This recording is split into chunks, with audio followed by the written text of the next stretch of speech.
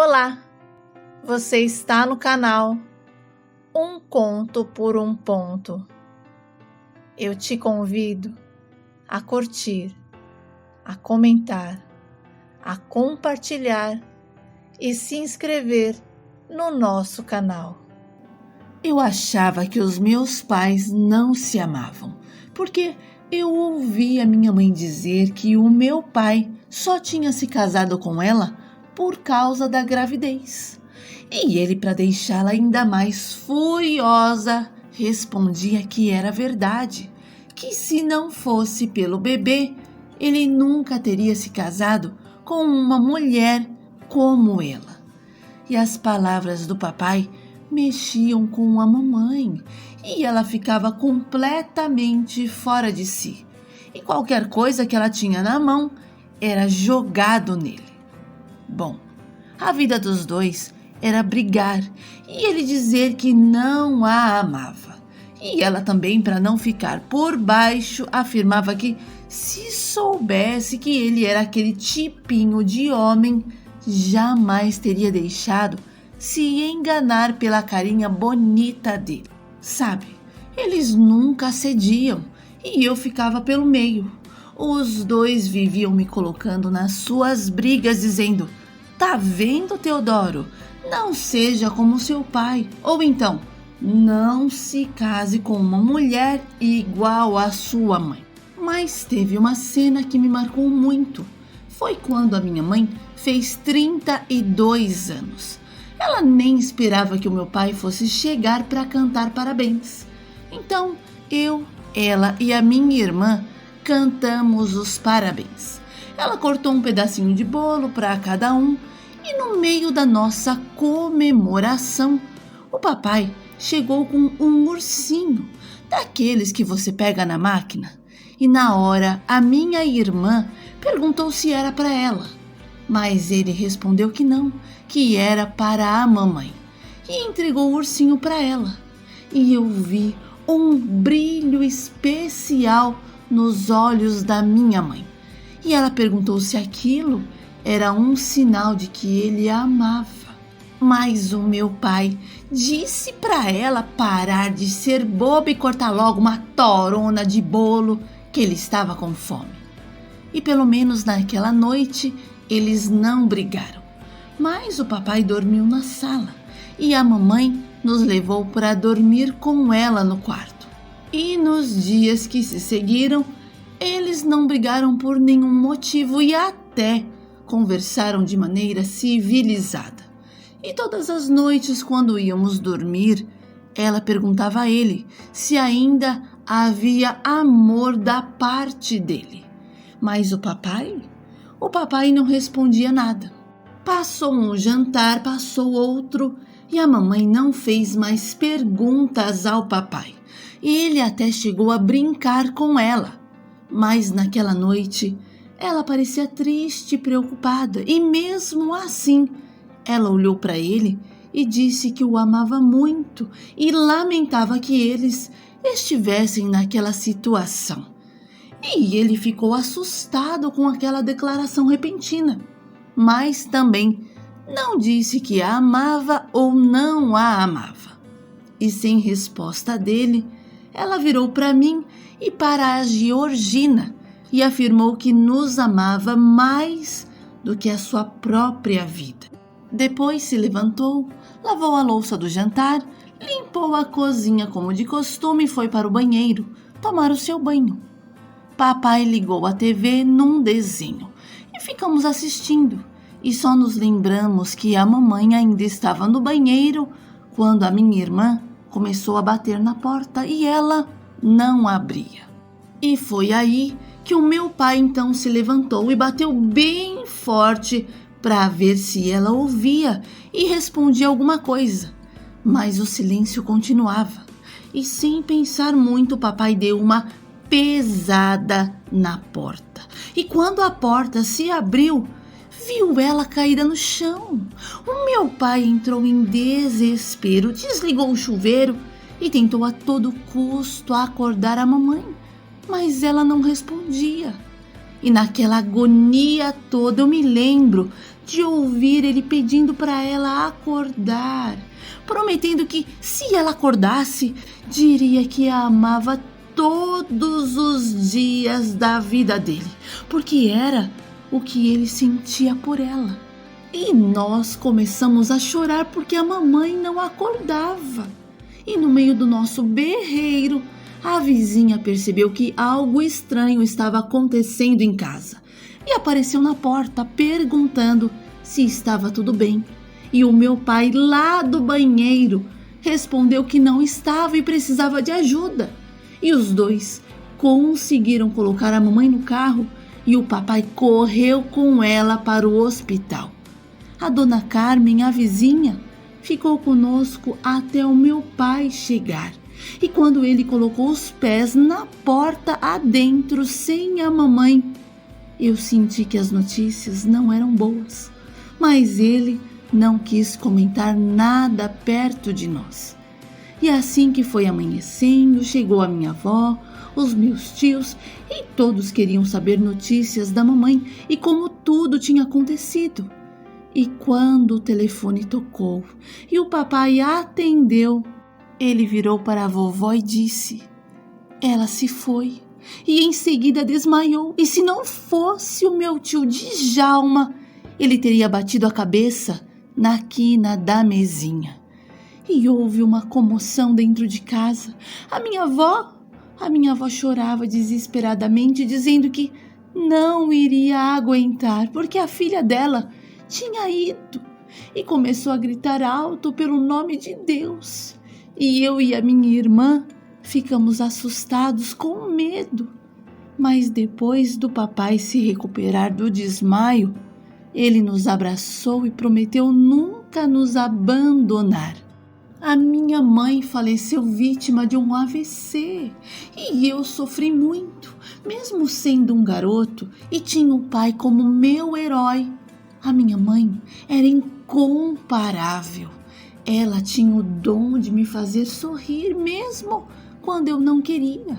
Sabe, quando eu ou a minha irmã tínhamos alguma dor na barriga ou quando nos machucávamos, a mamãe tinha o poder de aliviá-los com o seu beijo santo, afirmando que em 5 minutos estaríamos ótimos. E agora, meu Deus, sem ela, eu não tinha ninguém que beijasse o meu coração naquele momento para a dor que eu estava sentindo desaparecesse. E sem a presença da minha mãe, eu tive que aprender a lidar com as minhas dores de uma forma diferente. Como eu não conhecia uma maneira adequada, comecei a fumar maconha escondido do meu pai. E esse hábito acabou desencadeando uma bronquite em mim. E mesmo assim, eu não me corrigia. E por diversas vezes, o meu pai saía do hospital, me deixava em casa, ia para o trabalho e não reclamava. A vida dele girava em torno de nós. E o papai, que já era carinhoso, depois da morte da mamãe, ficou ainda mais. E em uma ocasião, o meu pai me pegou fumando com os colegas na pracinha perto de casa. E quando eu vi bem na minha frente, a minha alma quase fugiu do meu corpo. Mas eu consegui me controlar. O meu pai não disse uma palavra na frente dos meus amigos. Ele apenas se aproximou, desejou uma boa noite a eles e me chamou para casa, dizendo que já era a hora. E eu nem retruquei. Me despedi dos meninos e fui logo atrás dele.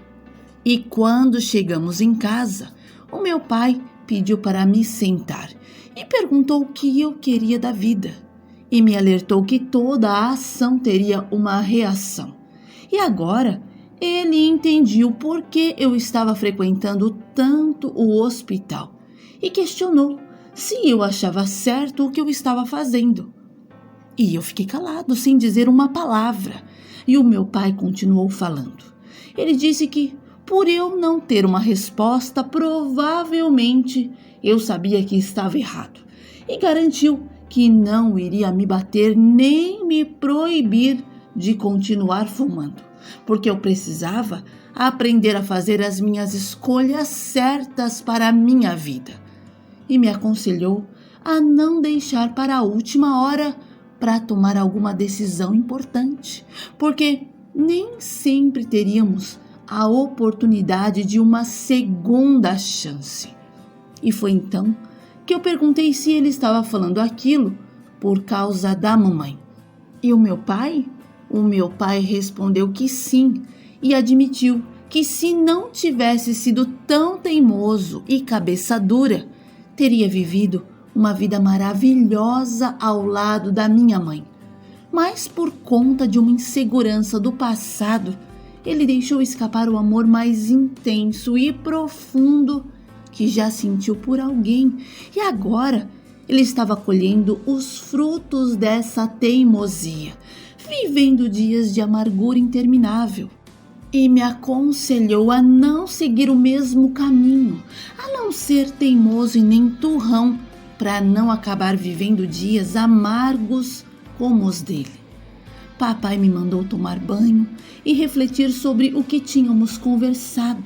E antes de ir para o meu banho, eu criei coragem e falei que quando eu tinha uma dor muito forte, a mamãe me dava um beijo e passava. Mas depois que ela se foi, eu passei a sentir uma dor muito forte no meu coração e não estava conseguindo lidar com aquilo sozinho. O meu pai então se aproximou de mim e me deu um beijo na cabeça e falou que o beijo dele também era tão bom quanto o dela e que não seria em 5 minutos que a dor iria passar, mas com o tempo eu iria me sentir melhor. E logo em seguida me mandou tomar uma chuveirada para colocar as ideias em ordem. E durante o meu banho eu decidi que não queria seguir o caminho da teimosia e por isso abandonei as amizades e o hábito de fumar maconha e me dediquei aos estudos. O meu pai era um homem inteligente, adorava estudar e exibir os diplomas que possuía, explicando o que cada um representava. Então, ele era o meu exemplo. Papai nos guiou de maneira maravilhosa. Ele foi um pai amigo, parceiro. Para ele, nunca tinha tempo ruim. Ele nos levava e buscava nas festinhas. E a alegria dele era nos ver alegres. Papai não era de bater. Ele era de conversar e explicar como as coisas realmente eram. E no final, ele dizia que a escolha sempre seria nossa. Ele nunca tomou uma decisão por nós.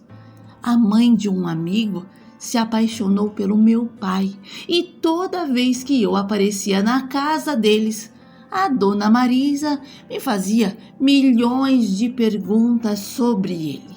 E quando papai ia me buscar, ela fazia questão de oferecer algo, mas ele, sempre sério, apenas agradecia.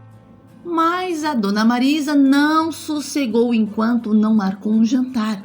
A mãe do Natanzinho até fez escova no cabelo, mostrando toda aquela simpatia e gentileza para o lado do meu pai. Sabe, e depois do jantar, ela pediu que subíssemos para o quarto para jogar videogame porque queria ter um dedinho de prosa com ele. No entanto, o meu pai não gostou da ideia e disse que se ela tinha algo para falar, que podia falar na nossa frente, porque ele não escondia nada dos filhos. E a dona Marisa? A dona Marisa ficou visivelmente embaraçada e tentou desconversar. Mas papai já tinha entendido as suas intenções. E sem rodeios, ele foi direto ao ponto e nem deixou que ela expressasse o que sentia ou o que pretendia. Papai deu aquela ajeitada nos óculos e logo eu pensei, lá vem uma tia sincerão. Então, ele disse a dona Marisa para não criar esperanças e nem expectativas, porque ele não iria corresponder e afirmou que, na verdade, não era homem para mulher nenhuma e que a única mulher que ele amou havia partido desta terra infeliz, porque ele não soube dizer que a amava e por isso ficou condenado pelo resto da vida a viver de remorso. E sinceramente, se ele não soube fazer feliz a mulher que mais amava, imagina a que ele não amava. E naquela noite, o papai deixou bem claro que não estava disponível para corresponder aos sentimentos dela e pediu para a Dona Marisa não levar mal. Disse que ela era uma mulher bastante interessante e que certamente encontraria um homem para amá-la exatamente como ela merecia.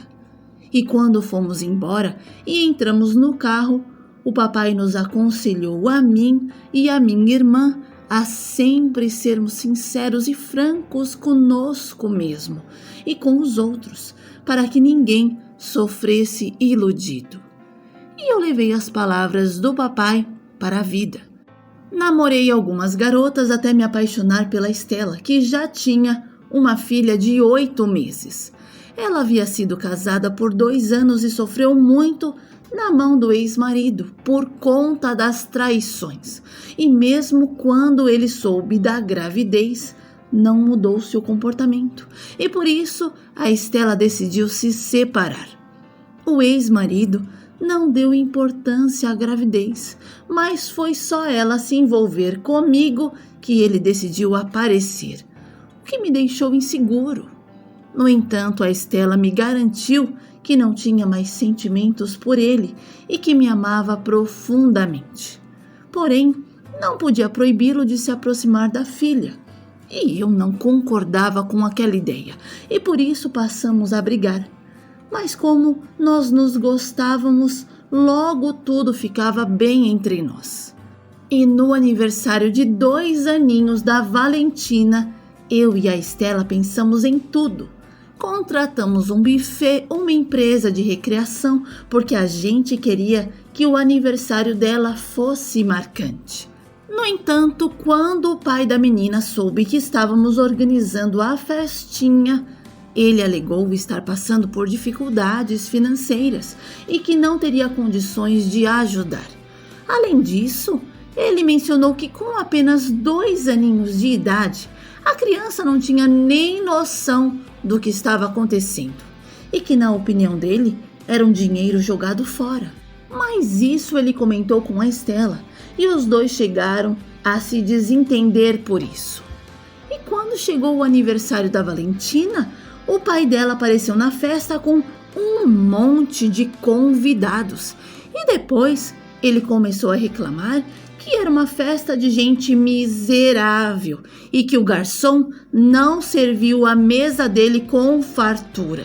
E eu não aguentei a folga dele e disse umas boas verdades. Mas as coisas esquentaram entre nós quando o pai da Valentina me acusou de querer roubar o lugar dele da vida da Estela e da criança. Aí, meu bem, aí eu perdi a paciência e falei tudo o que eu pensava dele e acabamos brigando fisicamente. A minha namorada pediu para mim não entrar na onda dele, dizendo que ele só queria causar confusão. E ela, sabendo como realmente ele era, logo o Marcelo iria desaparecer de vez. Porém, na minha imaturidade, achei que ela estava protegendo ele e fiquei tão irritado que mandei a Estela ficar com ele de vez, dizendo que as mulheres gostavam mesmo de homem pilantra. E, sinceramente, eu não queria disputar a atenção, provar que a Valentina gostava mais de mim. E por isso, eu fui embora com a intenção de não voltar mais. A Estela me ligou, me procurou, mas eu não quis conversa. Mesmo sofrendo muito, eu achei melhor cada um seguir o seu caminho, sabe? E isso me deixou tão para baixo que eu fiquei sem vontade de fazer absolutamente nada. Final de semana, eu não saía para passear e passava o dia inteirinho deitado assistindo televisão. E quando o meu pai percebeu que eu estava cada dia mais down, ele veio ter uma conversa comigo. Papai perguntou o que estava acontecendo e eu contei. E ele disse que eu não podia me deixar levar pelo que o ex havia dito, até porque ele nunca foi presente e nem era realmente presente. O que ele estava fazendo era apenas marcar território, querendo afastar os outros daquilo que ele chamava de meu. E me aconselhou a confiar na Estela. E pela primeira vez o meu pai abriu seu coração e me contou que antes dele, a mamãe era apaixonada por outro rapaz por quem matava e morria. E quando o moço a deixou, a mamãe, para fazer raiva ao ex, começou a namorar o meu pai e logo engravidou. E um dia o ex dela apareceu dizendo que a mamãe só estava com o papai por dó, porque o amor dela era ele. E que um dia os dois ainda iriam ficar juntos e era só questão de tempo. E quando o papai confrontou a mamãe, ela admitiu que no começo realmente não gostava dele, mas que depois da gravidez, dos filhos e do convívio diário, o amor nasceu, cresceu e frutificou. Mas na cabeça dele aquilo não era verdade e deixou de viver o seu amor e dizer o quanto ela era importante. E foram anos segurando na garganta a vontade de dizer te amo. Mas para não dar o braço a torcer deixou o tempo correr, mas não tinha noção de que o tempo corria rápido demais. Papai pediu para eu olhar para ele e quando eu olhei ele disse: não deixe para amanhã o que pode ser feito hoje. Se você realmente ama a Estela, liga para ela, conversa, se entendam e se encaixe na vida um do outro. Viva esse sentimento que vocês têm um pelo outro por inteiro e não pela metade. Me deu um beijo na cabeça e pediu para eu fazer o que tinha que ser feito. E eu obedeci. Estela e eu nos entendemos e conseguimos nos encaixar perfeitamente bem na vida um do outro. E assim que tive a certeza do que realmente queria, as provocações do ex não faziam mais sentido. E quando deixei de me importar, ele simplesmente, sumiu. Arrumou outra mulher e foi embora, abandonando a filha. Me casei com a Estela e cuidei da Valentina como a minha própria filha. E juntos construímos a nossa família. Além da Valentina, tivemos o Lorenzo e o Nicolas. E com a chegada das crianças, uma nova luz brilhou na vida do meu pai. Ele voltou a sorrir e toda a tarde passava em casa para levar os pequenos para dar uma voltinha no calçadão. Minha irmã Georgiana foi estudar fora e se acostumou com a vida em Portugal. Lá ela conheceu um português por quem se apaixonou e se casou. E todo ano ela vem nos visitar. Para a Valentina, eu sou o seu único pai. E se alguém disser que o pai dela é outro, ela briga e chora, mesmo sendo uma mocinha.